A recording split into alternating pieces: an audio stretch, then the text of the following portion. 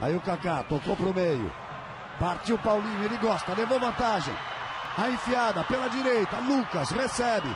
Tem Daniel Alves mais atrás. Chegou Daniel, tocou pro meio, tabela bonita. Foi pro chão, é pênalti! É pênalti! O Armeiro veio pelo lado, aí, olha, número 7, ele veio pelo lado, e aí para tocar na bola ele teve que derrubar. Tocou na bola, mas derrubou, pênalti bem marcado. Pegou a perna direita do Daniel Alves.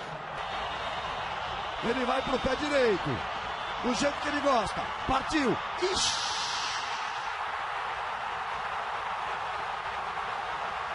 Mas jogou muito longe do gol.